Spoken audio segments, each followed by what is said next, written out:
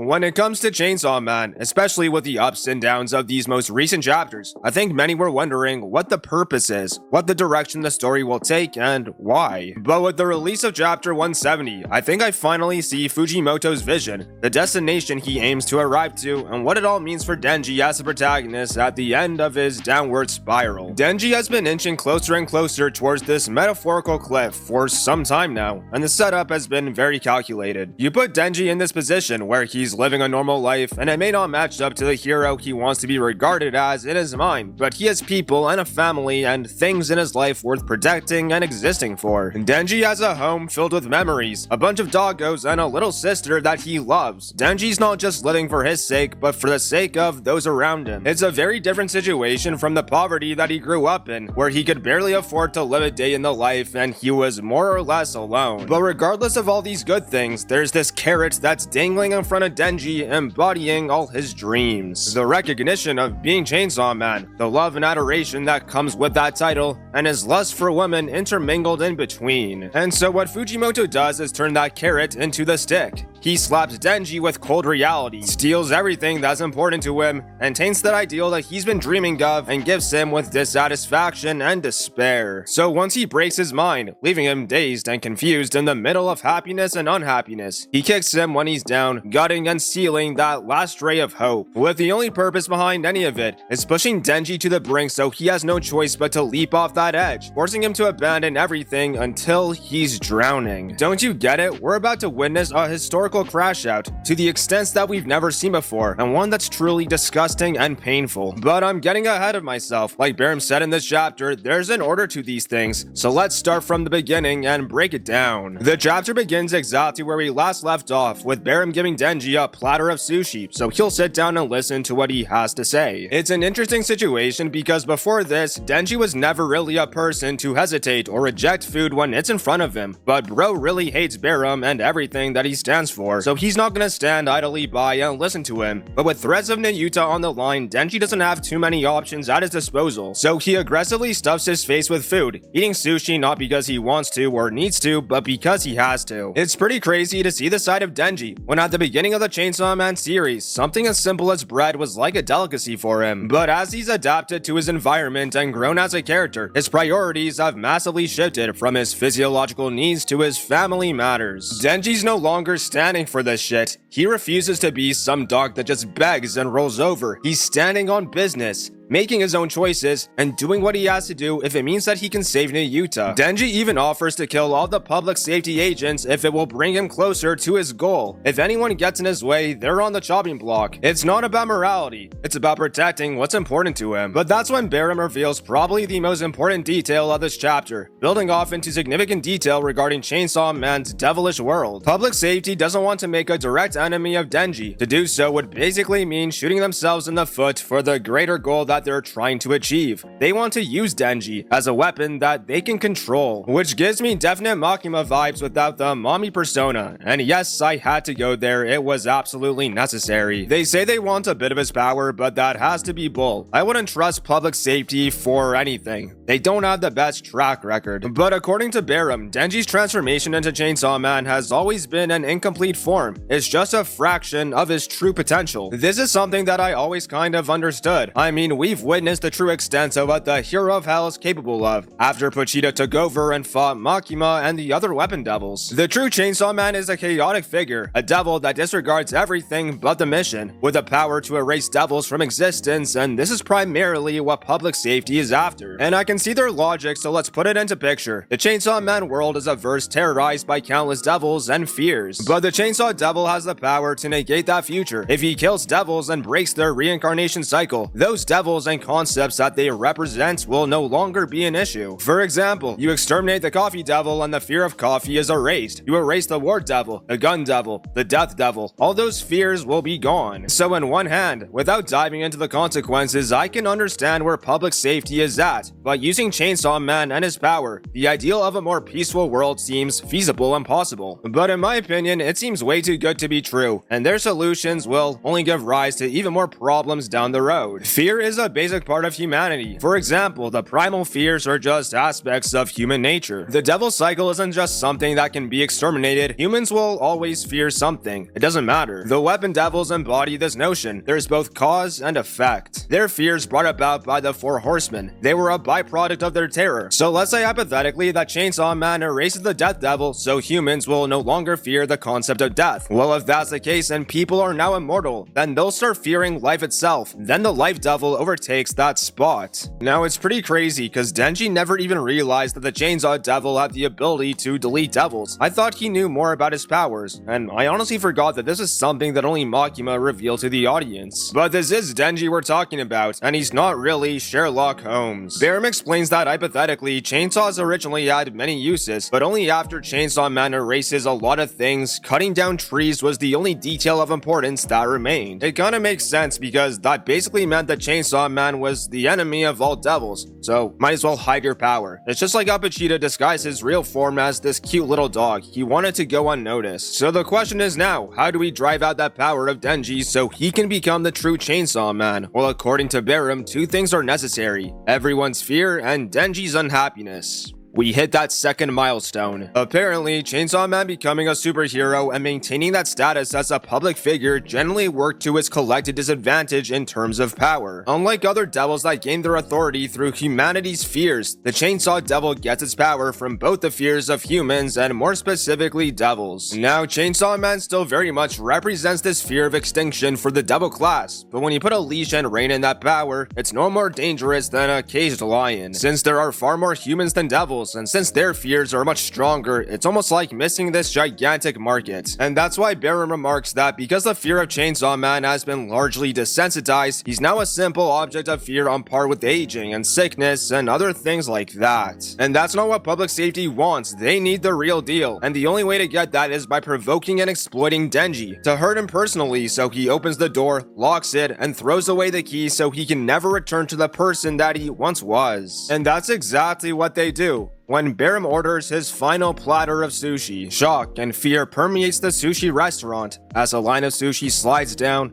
and we witness Nayuta's head served on a silver platter. Which, by the way, is one of the most brutal plot twists that Fujimoto cooked up. I mean, this is up there with the Power birthday cake scene that was equally as vile. When this chapter came out, I got this fun little notification from Shonen Jump. Oh, you won't believe what's on the sushi conveyor belt. I thought my guy Denji was finally gonna be eating good, but nope, it's just a full course meal of suffering. This is by far the most tragic turn of events that Chainsaw Man could have went, because in that instant, everything Denji was fighting for since coming back from the grips of death is done. Our hopes for Nayuta's safety, her reunification with Denji, is all up in flames. Just when you think things couldn't possibly get worse, they just do. Now look, despite this exceptionally grim situation, I'll play the optimist that maybe Nayuta is still alive. Nayuta is the control devil, one of the four horsemen of the apocalypse, so it's hard to fathom that she would just be taken out in such a brutal way without recourse. But according to Reddit, the only reliable source of information besides Twitter, devils can't regenerate, only hybrids can, so this might very well be the end of Nayuta. I mean, we did see a headless Denji not too long ago, so it's not totally a lost cause, but Chainsaw Man isn't My Disney Academia. People actually die in this story. So either way, it doesn't look good at all, and it's very likely that they won't improve for a while. It will just continue escalating till it all hits the fan in the worst possible ways imaginable. Denji just hit his lowest point since he lost Aki, since he witnessed Makima kill Power right before his eyes on his birthday. And I believe this circumstance is meant to parallel that moment. Chapter 85 is when Denji crashes out as the Black Chainsaw Man, and I don't think it's a coincidence that that's half the current chapter count, with us being at chapter 170. And it was during that period of shock and pain, living as a tool under Makima's thumb, that Denji broke past himself and lost control. And this is the exact version of Denji that public safety is after. So while it was icy cold shock that overtook him then, I don't think we'll miss the rage the next time, and it's gonna burn like a hot kick or a fire punch. This is what Fujimoto does. He did it with Agni and he's doing it now. Denji might truly enter his villain arc, and if something doesn't happen to stop him, he may just go too far.